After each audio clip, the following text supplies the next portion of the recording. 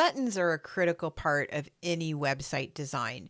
They allow you to link to content both inside the website, inside the page, and also off the website. So it's important to have them. They're super obvious for users. We've all gotten used to seeing buttons as website users, so we know exactly what that means, that that particular item is going to take us elsewhere.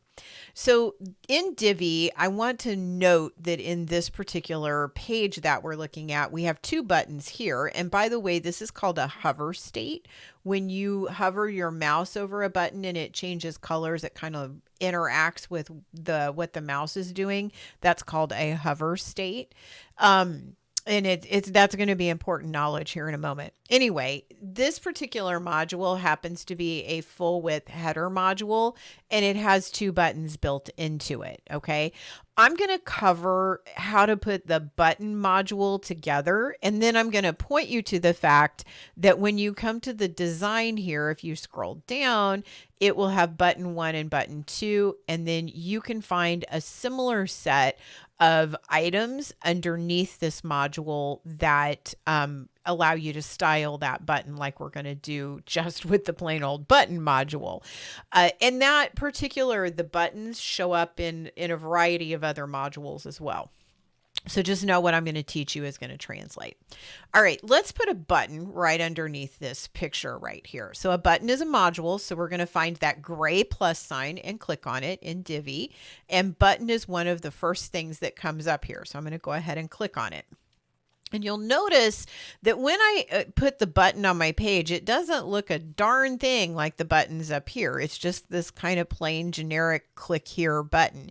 Well, we have to make styles for that button. And I'm going to show you some of the ways that you can do that. And then I'm going to show you a fast way to make your buttons match all the other buttons on your website.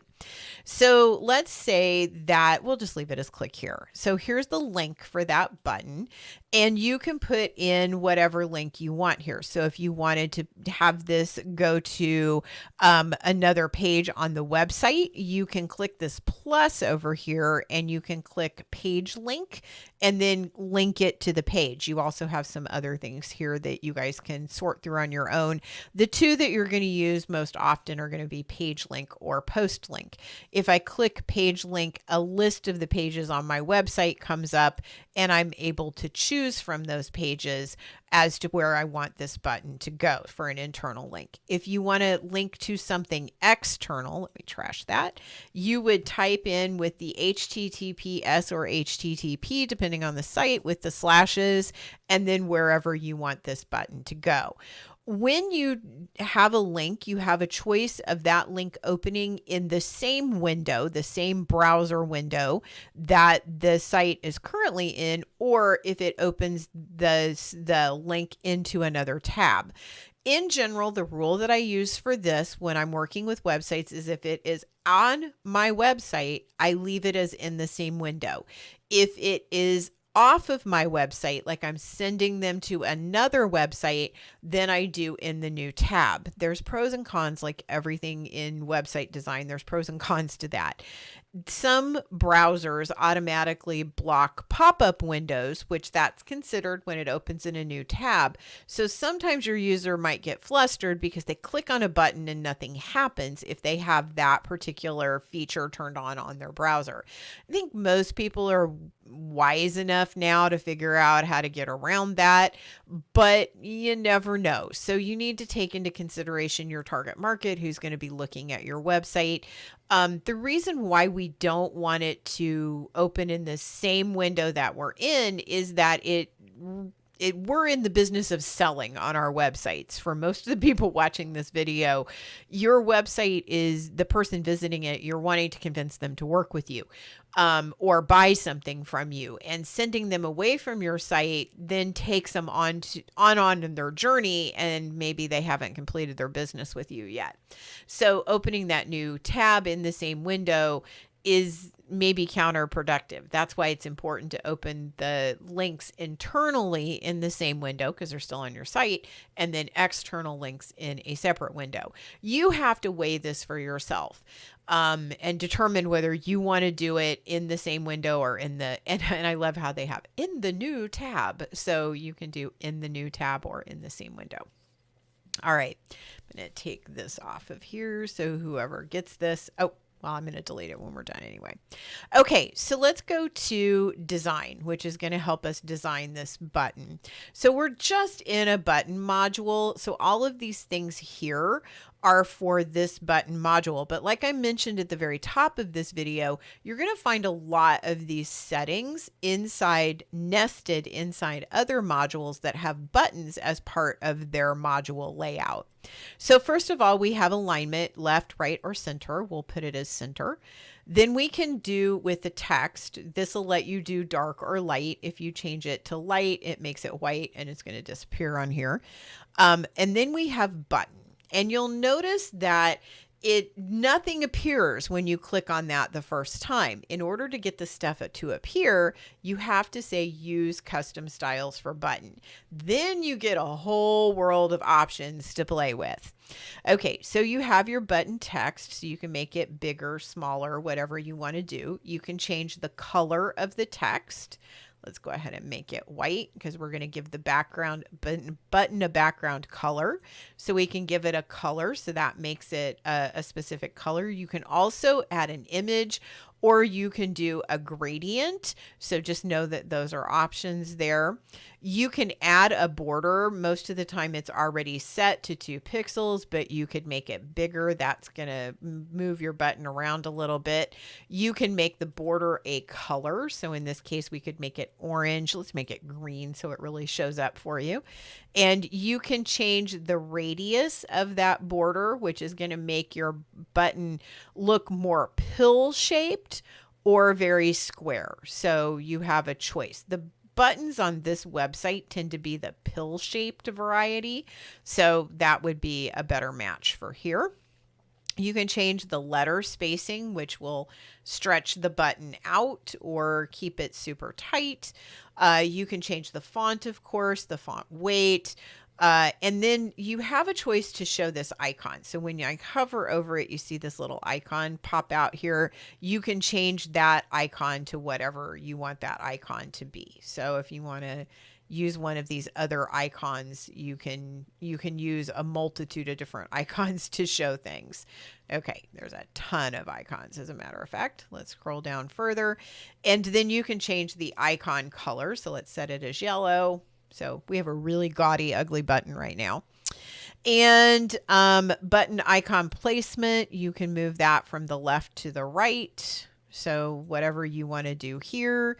And then you can do only show icon on hover. If you turn that off, it'll show the icon all of the time.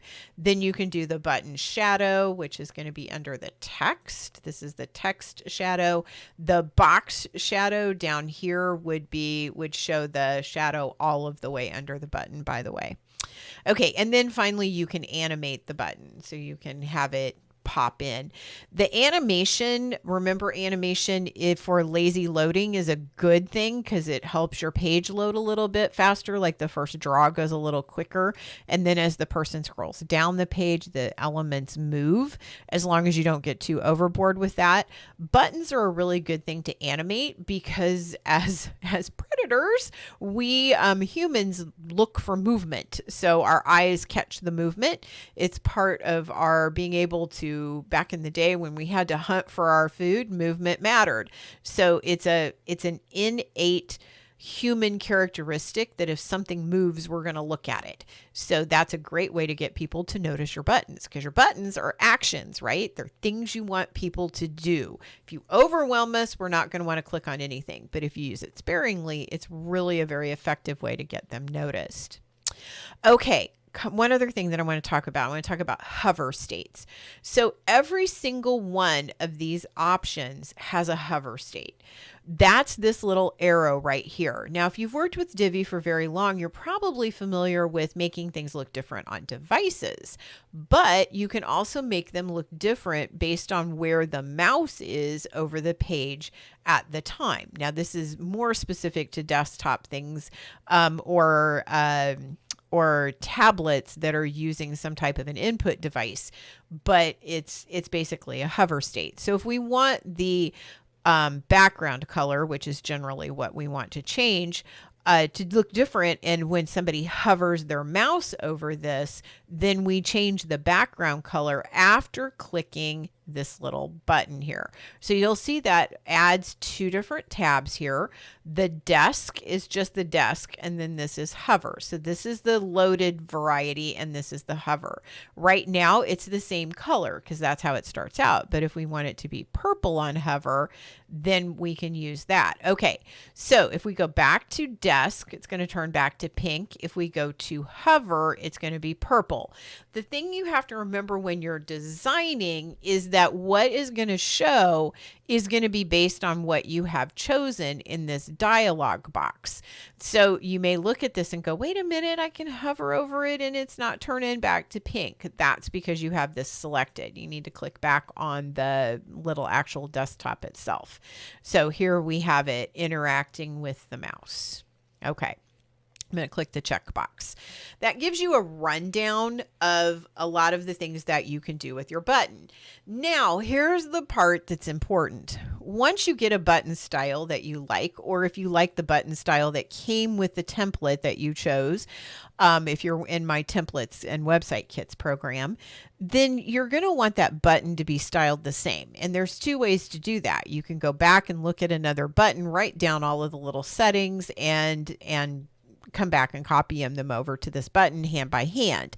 It's much easier, however, if you find another module that is exactly the same as the module you're changing the button on. So what I'm telling you is I can't come up here and copy the module styles from this module because it's not a button module, and I want to paste it on this module, which is a button module.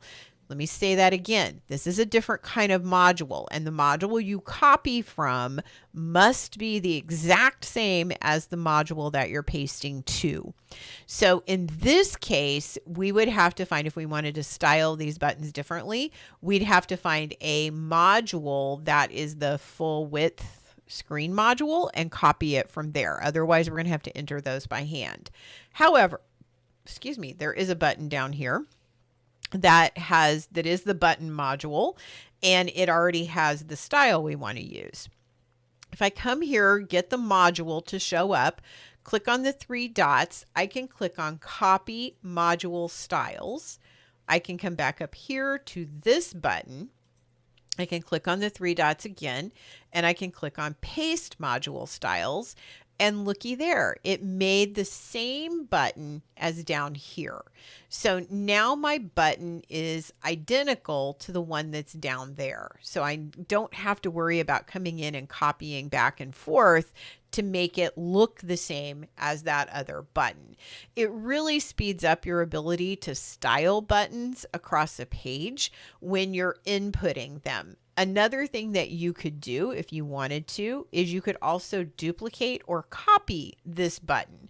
So you can click here to duplicate it, then use the four-way tool to drag it around. Or if you come here to the three dots, you can click on copy module. And then what you want to do is come up here. If we're going to put it under here, click the three dots and then find paste module, and then it'll put the button in, and then you just go in and change the button settings, like where it links to, or make a few modifications. But that's another way of getting buttons across your site without having to dictate exactly how you want them to look.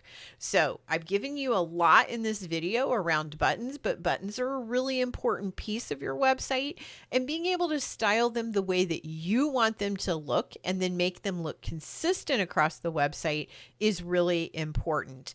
Now, how consistent you want them to be is completely up to you.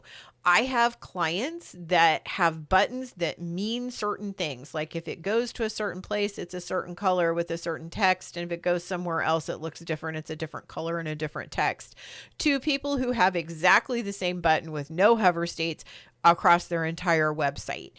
It really is a personal decision in how you want to visually organize what is on your specific website. So go out there, make some buttons, make sure you put some call to actions to use with these, because these are the ways that we get people to the places that they need to go to work with us or to buy what it is that we're selling on our website.